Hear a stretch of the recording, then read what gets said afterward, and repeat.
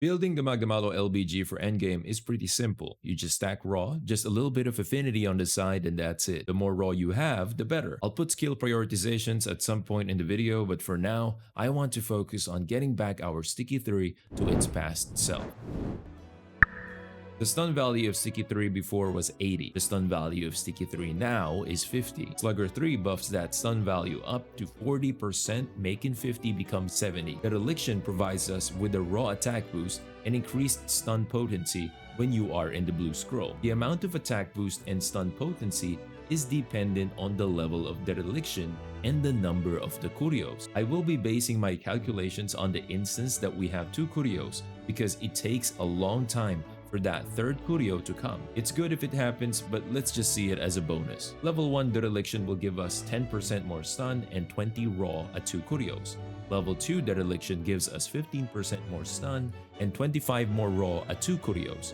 Level 3 Dereliction gives us 20% more stun and 30 more raw at 2 Curios. Ideally, we would want to have level 3 Dereliction and Slugger 3 on our sets to have a total of 60% more stun when we have 2 Curios. An additional 60% on our Sticky 3 would get our old Sticky 3 back to 80 stun value per explosion. Another thing we can do to bump up the stun value of our Stickies is to eat for Dango Slugger. Using Hopper, Bombardier should always be at the top because not only does it give more damage to our Stickies, it also increases the Spareshot chance for Stickies, which is kind of hard to let go. So, we are stuck with Dango Slugger at the max level of 3. Dango Slugger at level 3 gives 15% more stun. With 2 Curios, level 3 Dereliction, level 3 Slugger, and Dango Slugger level 3 puts us at 92 stun value per Sticky 3 explosion. Now, here are the skill prioritizations for the Bloodrite magnamalo set. You need at least Bloodrite 2 to make the healing viable for this build. Do not mix up Mail of Hellfire with the Dereliction build if you plan on taking advantage of Dereliction with the blue scroll. Mail of Hellfire will be worthless for your damage if you switch to the blue scroll. This is just my preference. I'm keeping weakness exploit there since the magnamalo Lightbowgun does not crit.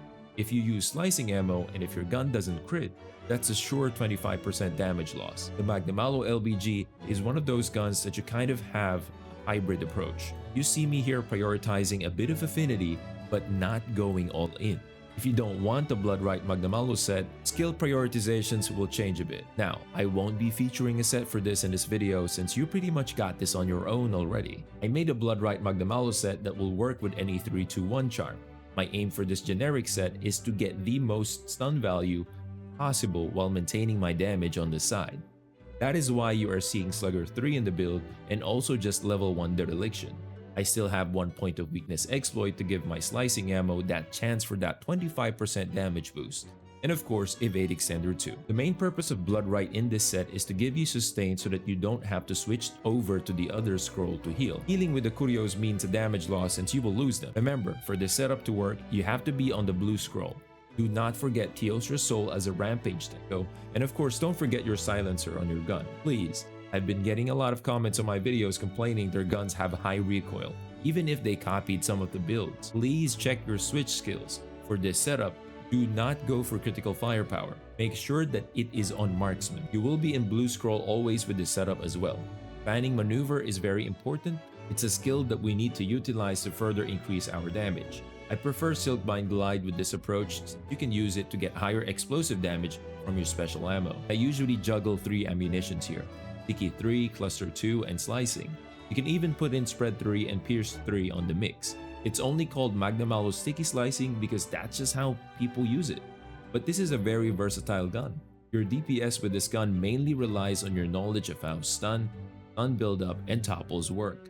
In my videos, it might seem cheesy because you don't see the monster moving as much, but there are still several layers of mechanics on why that is happening.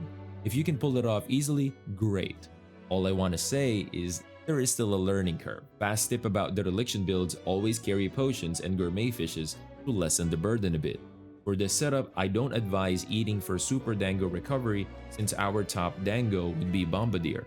Next is Slugger, and then the last can be up to you. Fits Feet for the flinch free, or Moxie for safety. Let me warn you, level 1 Moxie is RNG. I actually want to see some feedback from you guys if this part of the video helps you guys out in making the sets your own.